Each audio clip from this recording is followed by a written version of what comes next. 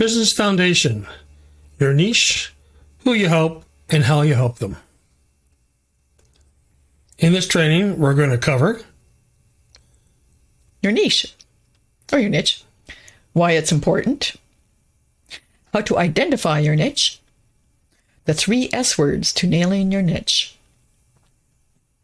A niche is a good thing. Your target customer, who they are, the circumstance they're in, pain points, and desired results. I was kind of fast there. Let's do that again. Sorry, your niche. Or niche, right? Right. Either way. So one of the reasons why nailing your niche is so important is to make it easier to create products your target customer will actually want to buy. Very important. No point in making something that no one wants, right? Very true. Exactly.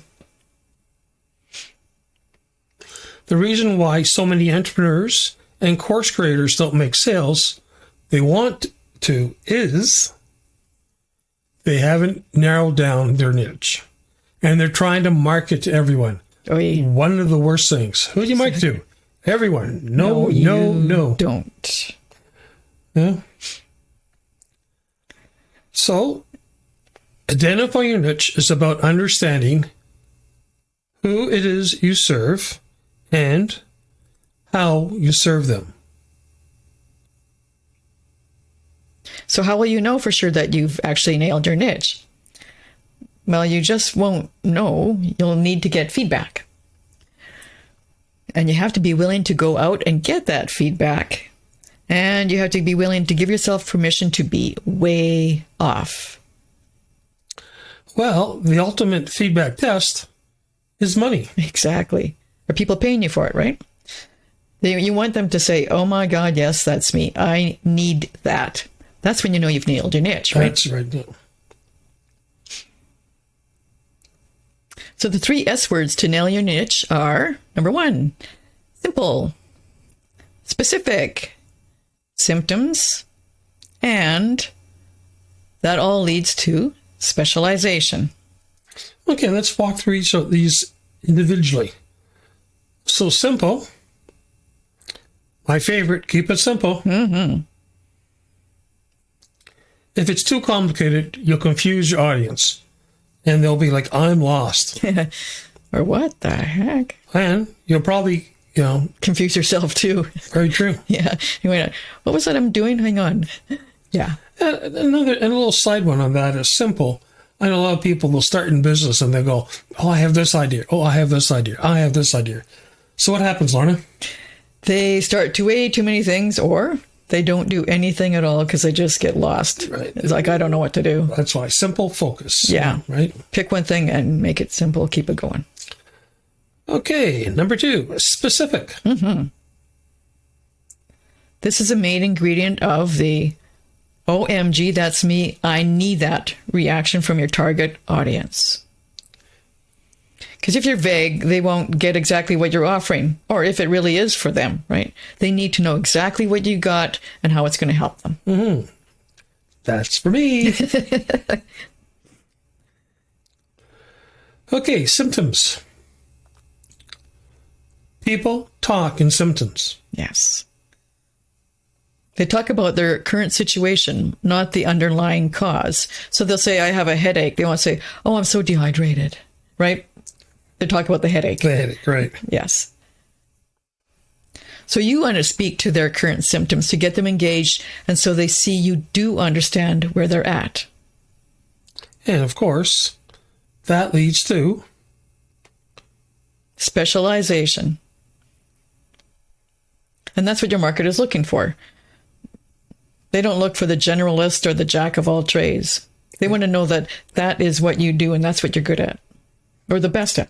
If you're dying and you're having problems with your heart, you're going to a heart doctor, eh? That's right, cardiologist. You're not going to go to an eye doctor. Oh, I was going to say the other word, the pathologist. Okay. There's you went there. You went there, yeah. I did, but oh well. So again, specialization is very important. That's right. So what does niching down give you? Again, it creates specialization, right? which leads to authority. Yeah, it helps you to write copy because it's easier. Mm-hmm. It becomes clearer in what to do next. Because you're going down one path, not 5. Right. You get focused on starting and growing your business. You make more sales and help more people. And that's what you're in business for, right? That's what you're in business for. So let's talk about this. A niche is a good thing. Mm-hmm. Some people think choosing a niche puts them in a box. They'll be saying things like, I don't want to put myself in a box. It will limit me and who or how I can help. Or I can do so much more than just this one thing. It will limit my potential. I got all these ideas and I'm so good at all this. Right? Yeah, no. And they start 3 businesses. And it's the same thing. It's choose focus, choose one niche, focus. And your niche isn't a box that defines you because you are infinite potential. And you can always change later on. Mm-hmm. But you, again, start down one path. Your niche describes your offer. It actually puts your offer in a box. Being specific creates more desire for your offer. For instance, business secrets or high-ticket phone sales secrets. Well, the last one, right? The last one, right? It's more specific. Mm-hmm. Business secrets is pretty vague. And yes, you can have more than one offer, but beware of starting too many products and not having the focus to finish any of them. Mm-hmm. One thing at a time. Trying to be everything to everyone limits customers. People buy from specialists and with less resistance. Getting specific on your niche will be uncomfortable. Very true. But you need to be very specific. Mm-hmm. And just as a little side note, the most attractive markets right now are love, health and wellness, money, passions, for example, golf, fishing, pets, and spiritual development. Now, you may be thinking, there isn't a niche for me. I don't have anything special I could offer that would be valuable to the world. Well, Lorna, how about the law of Dharma? The law of Dharma states that every human being that is alive has a unique talent or skill, so unique that there is no one else alive on this planet that has the talent or that expression of that talent. Which means that there is one thing you can do and one way of doing it that is better than anyone else on this entire planet. So do you want to teach, coach, or create digital products? Any desire born within you means you already have everything you need within to turn that desire into a reality. And the only reason a niche wouldn't exist for you is because you created the reality that a niche doesn't exist for you. You get what you think about, whether you want it or not. What is the benefit for continuing to tell this story? The law of Dharma. This is a good one to print off and tape by your computer. Yeah, exactly. But what if? So maybe you're asking yourself, what if I pick the wrong niche? Instead, ask yourself this, what if I choose no niche? Well, choosing no niche and doing nothing guarantees 0 results. Nada, 0. Nada, right? Exactly. And if you go the wrong direction, you can always pivot. Definitely. But you got to put something out there and get some feedback. That's right. And you don't need to build an entire business before you get started and get the feedback on your niche. Who do you serve? Your target customer. Well, your target customer, once you know your niche, how will you help them? The next step is to identify your target customer and their specific pain points. So you have to forget about yourself, and you have to step into the shoes of the people you're here to serve. A lot of people try to focus on themselves. Oh, yeah. And it's not about you. It's about your target customer, right? And you have to put yourself in their shoes. And it's tough, but you have to do that. So let's start with who your target customer is. When determining who you serve, ask yourself these questions. Who would gain the most from what I have to offer? Who do I want to work with? You actually get to choose. Thank God. There's some people I want to work with. Exactly. Who would pay the most money? And are these people easy to find? So if you can't target them with Facebook ads, YouTube searches, Facebook groups, podcasts, then why make this harder than it needs to be? If you can't reach them, don't worry about it. Don't worry about it. Don't go down that path. They're not your customers you want. Nope. I'm going to go to the top of the mountain and look for this one customer. Not very smart. Yeah. Well, let's talk about some target customer examples. So let's talk about niche first. Niche. So if your niche is losing weight with intermittent fasting, The target customer would be middle-aged people who have tried other diets. yeah, that's one target customer you could have, depending on who you are. Right. If your niche is organizing digital information, Online course creators. They're usually kind of like all over the place. that's right. Or if your niche is selling art online, Painters wanting to sell their own artwork. give them a marketplace, right? Right. So that kind of gives you a niche, kind of shows you a target customer. And of course, you can meet other target customers for that niche. You just have to clarify on that. Who you serve, your brand tribe. What is a brand tribe? Well, a tribe is a group of people who are connected and care about each other. And a brand tribe is a group of people connected by a shared belief around a brand. They are not just consumers, they're also believers and promoters. So your tribe, they could be defined as an avatar of a person who would be in your tribe. Note, a customer avatar is a fictional character represented by your ideal prospect. So an example, Lorna, give me an example of that.